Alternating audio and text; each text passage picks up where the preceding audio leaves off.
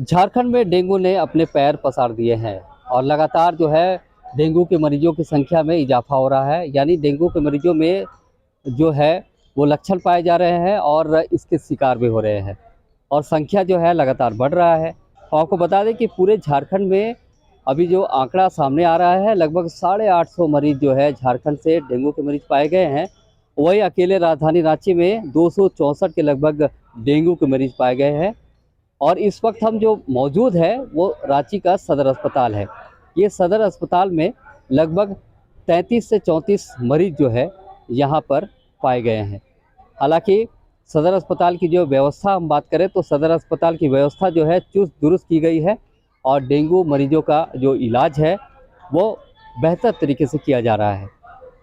वहीं आज इस मामले को लेकर, डेंगू जिस तरह से बढ़ रहा है उस मामले को लेकर रांची के सिविल सर्जन से बात किया और साथ ही साथ रांची के सदर अस्पताल के डॉक्टर अजीत कुमार से बात किया। उन्होंने क्या कुछ कहा है, आइए आपको सुनाते हैं। रांची ज़िले में 264 मरीज निकले हैं डेंगू के और पूरे स्टेट में अगर देखें तो ये 851 डेंगू के केसेज हैं। तो इस ढंग से डेंगू के केसेज निकल रहे हैं, लेकिन स्थिति अभी भी नियंत्रण में है, इसलिए कि हमारे यहाँ भी लगभग 35 के आसपास पेशेंट एडमिट हैं और प्लेटलेट्स चढ़ाने की ज़रूरत सबों को नहीं पड़ रही है। जिनका प्लेटलेट्स कम है केवल उन्हीं को हम लोग प्लेटलेट्स चला रहे हैं। मुख्य चीज़ है बचाव पर ध्यान देना और इसके लिए हम लोग मीडिया के थ्रू भी काफ़ी प्रचार हो रहा है, आप लोग के थ्रू भी, कि कैसे हम लोग डेंगू से बचें। तो इसके लिए कहीं भी पानी जमा नहीं होना चाहिए, घर के अंदर घर के बाहर कहीं भी साफ़ पानी में ही एडिस मच्छर पनपता है, इसका लार्वा पनपता है। हम लोग लार्विसाइडल एक्टिविटी कर रहे हैं, लार्वा को पहचान करके उसको मारने का, और लोगों को जागरूक भी कर रहे हैं। मच्छरदानी चूँकि ये दिन में काटता है, तो जो लोग दिन में आराम करते हैं उनको दिन में भी मच्छरदानी लगा करके ही सोना चाहिए, ताकि मच्छर नहीं काटे। पूरा शरीर ढक के रखें लोग, कपड़ा फूल बाँह का पहने और इस ढंग से मच्छर कम से कम काटे इसका ख्याल, या नहीं काटे इसका ख्याल सबों को रखना है। सफाई बहुत ज़रूरी है। बहुत जगह लोग गमला में भी या कहीं बोतल, प्लास्टिक के बोतल में भी पानी जमा रहता है, तो एक सप्ताह के अंदर उसमें एडिस मच्छर पैदा हो जाता है और फिर डेंगू का खतरा बढ़ जाता है। तो डेंगू से हम लोग बचाव का उपाय, जागरूकता अभियान सब चल रहा है। जिला प्रशासन के नेतृत्व में, नगर निगम के नेतृत्व में सफाई का भी काम अच्छा से चल रहा है और हम लोगों को उम्मीद है कि हम लोग बहुत जल्द काबू पा लेंगे डेंगू पर। डेंगू के बहुत सारे मरीज़ साधारण होते हैं, उनको प्लेटलेट्स चढ़ाने की नई ज़रूरत होती है। जनरली हम लोग 40,000 से नीचे अगर लक्षण हो तभी हम लोग मरीज को प्लेटलेट्स चढ़ाने को सोचते हैं। तो ये डॉक्टर डिसाइड करते हैं। बहुत बार प्लेटलेट्स थोड़ा ज़्यादा हो सकता है, फिर भी चलाना पड़ता है, इसलिए कि उनको लक्षण वैसा होता है। देखिए, सबसे पहले तो जागरूकता का ज़रूरत है कि डेंगू इस तरह जो प्रकोप आया है, ऐसा रांची में मेरी जानकारी में, मेरी याददाश्त में ऐसा कभी नहीं हुआ था। बहुत ज़्यादा मरीज आ रहे हैं सदर अस्पताल रांची में भी और दूसरे अस्पतालों में भी। तो उसके लिए एक पूरा डेडिकेटेड वार्ड ही बनाया गया है यहाँ पे 5th फ्लोर पे, और वहाँ पे अलग डॉक्टरों की प्रतिनियुक्ति की गई है जो कि स्पेशली डेंगू मरीजों पे नज़र रख रहे हैं।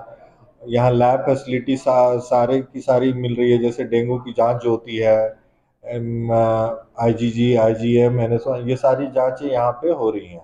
और इसमें मेन है कि प्लेटलेट काउंट देखा जाता है। तो सीबीसी की भी जांच हमारे यहाँ रूटीन हो रही है और अच्छी रिपोर्ट आ रही है। तो जो ज़रूरी दवाइयाँ हैं वो भी यहाँ उपलब्ध हैं। दवाइयाँ हो या सलाइन हो, वो सारी चीज़ें उपलब्ध है। तो तैयारी अभी तो पूरा मुकम्मल है हमारी। 33 हमारे 5th फ्लोर पे हैं और कुछ अनडायग्नोज्ड होंगे जो इमरजेंसी में या आईसीयू में या दूसरे वार्ड में होंगे। तो 33 से 40 के आसपास लगभग हैं यहाँ पे। देखिए, पैनिक होने से एक नॉर्मल रूल है कि पैनिक होने से और समस्या बढ़ जाती है। तो सबसे पहले पैनिक नहीं होना है, स्थिति कंट्रोल में है।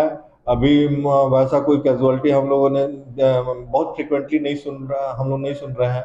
हाँ, इसको पहले जानना है कि कैसे होता है। तो ये डेंगू जो है एडिस मॉस्किटो मच्छर के काटने से होता है, जो कि डे बाइटिंग सबसे इम्पोर्टेंट है कि ये दिन में काटता है।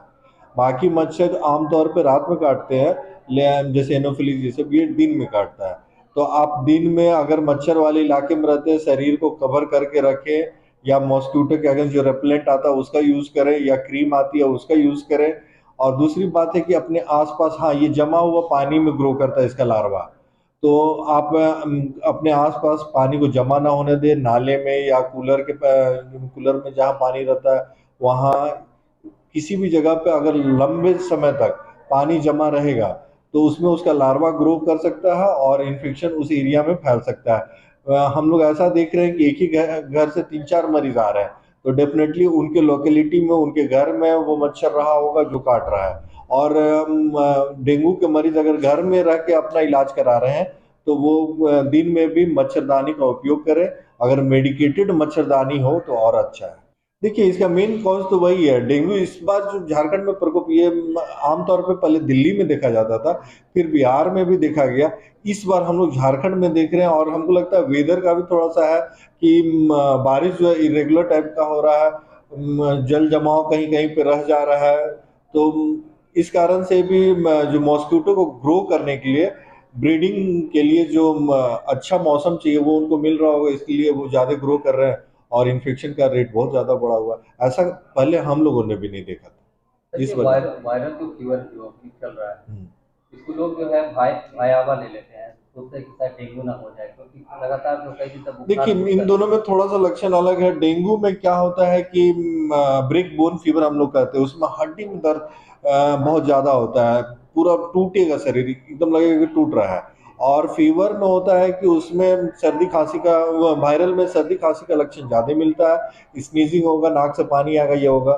डेंगू में अलर्ट रहने का ज़्यादा जरूरत इसलिए क्योंकि उसमें क्या होता है कि अगर प्लेटलेट कम हो जाता है तो ब्लड वेसल्स जो होता है, रक्त का जो ब्लड को ले जाने वाले नसें होते हैं वो लीक करती है। तो उससे क्या होता है कि हमारे बॉडी का फ्लूइड लॉस होता है।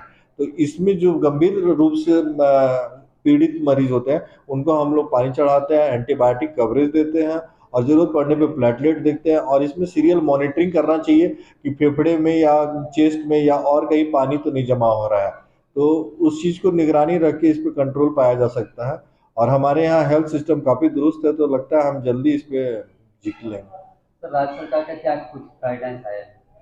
हाँ, उसका प्रॉपर एक गाइडलाइन आया है, हम कोविड इसको डेंगू को लेके, उसको हम सारे डॉक्टर्स को सर्कुलेट किया गया है हमारे सिविल सर्जन महोदय के द्वारा और उपाधीक्षक महोदय के द्वारा। उसी के हिसाब से जो लोग इमरजेंसी या मेडिसिन ओपीडी या वार्ड देख रहे हैं वो उसी के हिसाब से इलाज कर रहे हैं। तो जिस तरह से डेंगू मरीजों की संख्या लगातार बढ़ रही है, उससे अंदाज़ा लगाया जा सकता है कि इससे बचने की ज़रूरत है, क्योंकि डेंगू जो है जो अपने पैर जो है लगातार पसार रहा है और इससे लोग पैनिक भी हो गए हैं।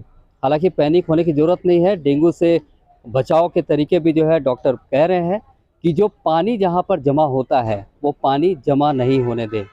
खासकर जो है उसी जमे पानी में जो है डेंगू का जो लार्वा है वो पैदा होता है और उसके बाद जो है वो मच्छर पनपते हैं और मच्छर पनपने के कारण जो है वो मच्छर काट देते हैं। मच्छर काटने के बाद डेंगू होता है। यानी इस तरह से अगर आदमी साफ़ सफाई पर ध्यान दे और ख़ासकर पानी को जमा होने ना दें, तब वो जो है एक बचाव का तरीका भी हो सकता है। हालांकि डॉक्टर के द्वारा जो कहा गया है कि जागरूकता अभियान जो है बड़ी तेज़ी से चलाया जा रहा है ताकि लोगों के बीच डेंगू को लेकर पैनिक की स्थिति ना बने। हालांकि हम आपको बता दें कि जिस तरह से झारखंड में डेंगू अपने पैर पसार रहा है और मरीजों की संख्या लगातार बढ़ रही है, ये तो चिंता वाली बात है, लेकिन इसको लेकर स्वास्थ्य विभाग भी अलर्ट मोड पर है। रांची से दर्श न्यूज़ के लिए मैं मोहन कुमार।